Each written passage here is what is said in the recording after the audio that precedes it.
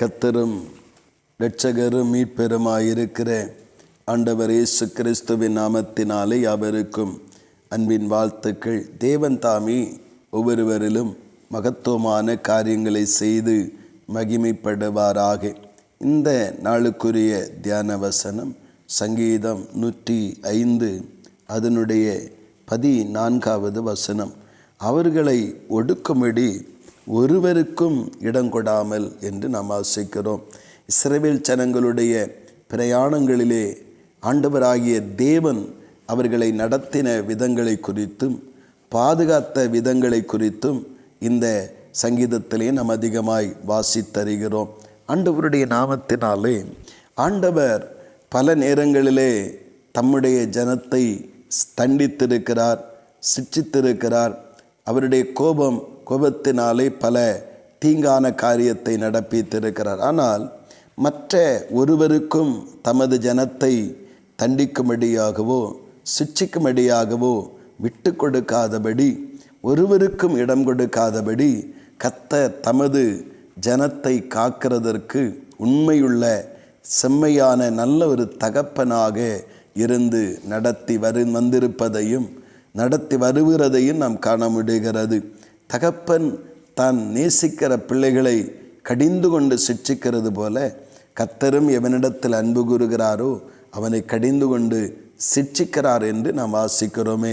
அப்படியானால் தேவ சமூகத்திலே நாம் இன்றைக்கு கர்த்தர் நம்மை பிரஜாதிகள் கரங்களில் அல்லது பிசாசின் கரங்களிலே நம்மை ஒடுக்குவதற்கு விட்டு கொடுத்ததை போல பல நேரங்களிலே நாம் உணர ஆரம்பிக்கிறோம். ஒருபோதும் கர்த்தர் அப்படி செய்வதில்லை. ஒருபோதும் நம்மை ஒடுக்கும்படி மனிதன் கரத்திலேயோ அல்லது பிரஜாதிகள் கரத்திலேயோ பிசாசின் கரத்திலேயோ கர்த்தர் விட்டு கொடுப்பதில்லை. அவர் வேண்டுமானால் அவருடைய பிள்ளை என்கிற உரிமையோடு கூட நம்மை தண்டிக்க ஆரம்பிக்கிறார்.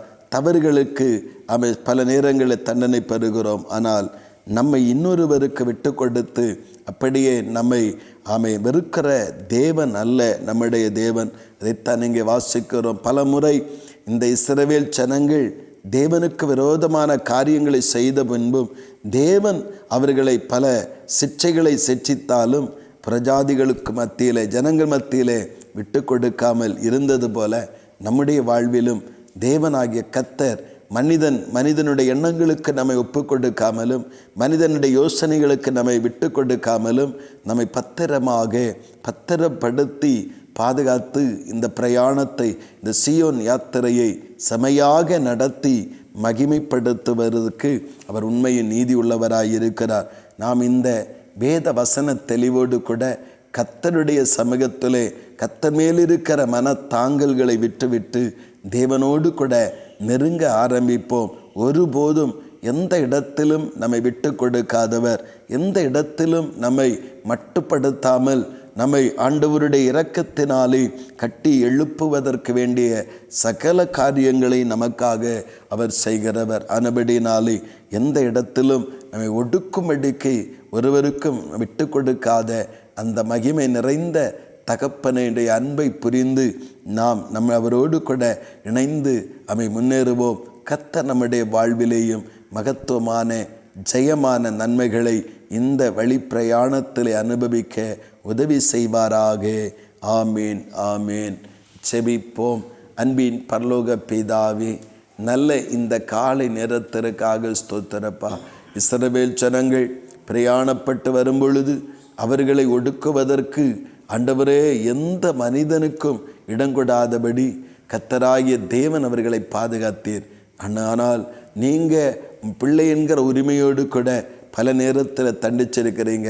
ஆனால் இன்னொருவர் தண்டிக்க நீங்கள் விட்டு கொடுக்கலை. ஆமாண்டவரே, எங்களையும் ஒருபோதும் எந்த இடத்திலும் விட்டு கொடுக்காத ஆண்டவரே நல்ல தகப்பனை நாங்கள் பெற்றிருக்கிறோம். ஆண்டவர் அந்த தெளிவான புரிந்துள்ளதோடு நாங்கள் தொடர்ந்து முன்னேற கர்த்தருடைய நன்மைகளை அனுபவிக்க கர்த்தர் உதவி செய்யும். அப்படியே செய்கிறபடியாய் ஸ்தோத்திரம். பரிசுத்த கரத்தில் தாழ்த்தி சமர்ப்பித்து ஜெபிக்கிறோம் ஜீவனுள்ள நல்ல பிதாவே. ஆமீன், ஆமீன்.